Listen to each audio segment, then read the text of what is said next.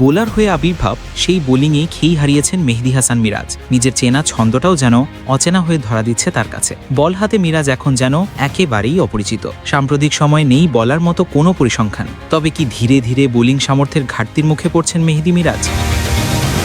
প্রশ্ন তোলাই যায়, কারণ শেষ 5 ইনিংসে তিনি বোলিং করেছেন 45 ওভার, কিন্তু নেই একটি উইকেটও। রান বিলিয়েছেন প্রচুর। বোলার হিসেবে এই পারফরমেন্সে মিরাজের কপালে চিন্তার রেখা পড়তেই পারে। এমন কি ভোগে পড়লেন তিনি? কি এমন চিন্তা ভর করেছে মিরাজের কাঁধে, যার কারণে বোলিংয়ের তাল মিলছে না তার? চিন্তার কারণ খুঁজে বের করতে হবে মিরাজকে। তবে দলের হার আর নিজের ব্যর্থতা, এই দুই মিলেই ঘটতে হবে বড় কিছু। লঙ্কান সিরিজে যেভাবেই হোক কামব্যাক করতেই হবে। কেউ উইকেট তুলুক, কেউ রান করুক, মিরাজকে পারতেই হবে। এই মুহূর্তে কামব্যাক করতে দরকার তুখোড় মানসিক শক্তি। দল বিধ্বস্ত, নিজেও খারাপ সময়ের মধ্য দিয়ে যাচ্ছেন। এখান থেকে বের হয়ে আসতে দরকার একটা মিরাকল, আর মিরাজ জানেন কিভাবে সেটা ঘটাতে হয়।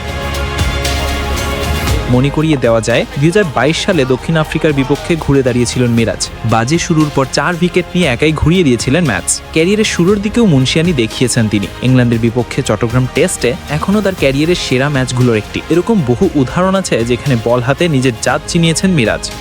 তবে 2025 সালটা ওয়ানডে ক্রিকেটে এখনো পর্যন্ত ভালো কাটছে না তার। চলমান ক্যালেন্ডারে ওয়ানডেতে এখনো পর্যন্ত নেই একটি উইকেটও। লঙ্কান সিরিজের ম্যাচগুলোতেই হয়তো উইকেট খাতা খোলার বড় সুযোগ পাবেন। সাকিব পরবর্তী সময়ে দলের বড় দায়িত্ব নিতে হবে তাকে, আর সেই কারণেই কামব্যাকের গল্পটা এবার সাজিয়ে গুছিয়ে লিখতে হবে এই টাইগারকে।